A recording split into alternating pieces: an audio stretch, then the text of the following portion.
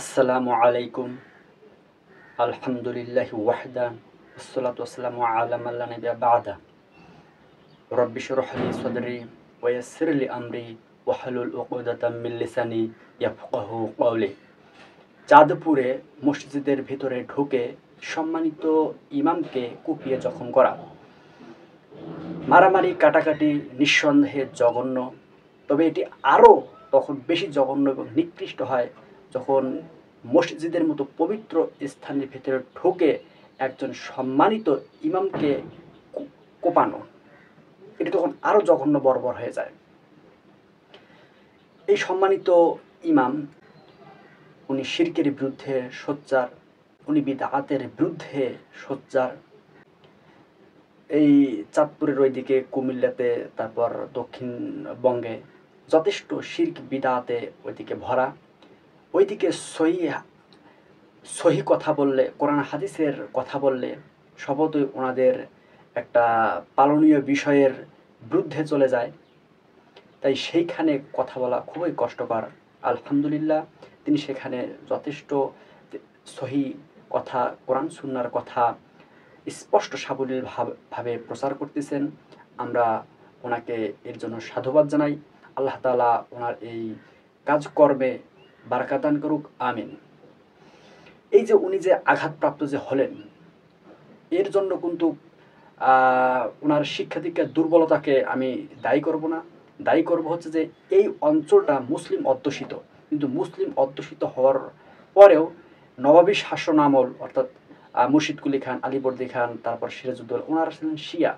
তখন থেকে ব্রিটিশরা যখন ক্ষমতা নিল তখন এবং এখন অবধি এই দেশের মধ্যে কিন্তু শিয়াদের যথেষ্ট প্রভাব প্রতিপত্তি, এবং আমাদের মুসলিমদের মধ্যে জানাতে অজানাতে অনেকে শিয়া মতাদর্শের মধ্যে লিপ্ত।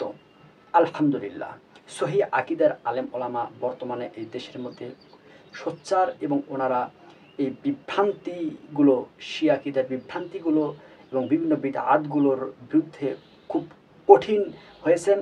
আল্লাহ তাআলা আমাদের এই সহি দিনী ভাইদের দাওয়াতকে কবুল করুক, আমিন। যখন আমরা সহি কথাবার্তা বলতে যাই তখন স্বভাবতই এই যারা আর কি সমাজে দেখে তারপর নিজের পিতামাতাকে দেখে ধর্ম পালন করেন, তাদের একটা আবেগ অনুভূতির বিপরীতে চলে যায়।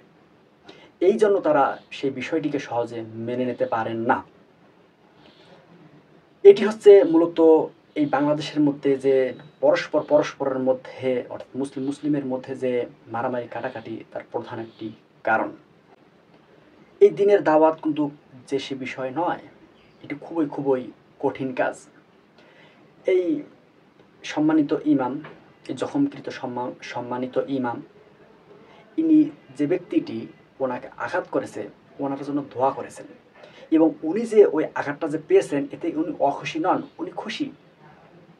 এটি হচ্ছে সহি আকিদার ভাইদের মূল একটি বৈশিষ্ট্য, যে দিনের পথে গেলে, অর্থাৎ সহি দাওয়াত দিলে, কোরআন সুন্নাহর দাওয়াত দিলে যে আঘাত পেতে হয়, ওনারা এটা দৃঢ়ভাবে বিশ্বাস করেন।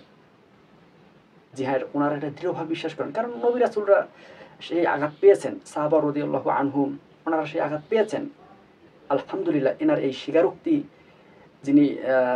এনার এই স্বীকারোক্তিটা শুনে আমার খুবই ভালো লেগেছে।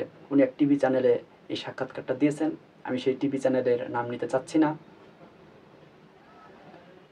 উনি দীর্ঘদিন যাবত ওই অঞ্চলে এবং বিভিন্ন অঞ্চলে কোরআন সুন্নাহর কথা বলেন, বিদআতের বিরুদ্ধে কথা বলেন। আল্লাহ তাআলা ওনার এই দ্বীনি প্রচেষ্টাকে কবুল করুক, আমিন।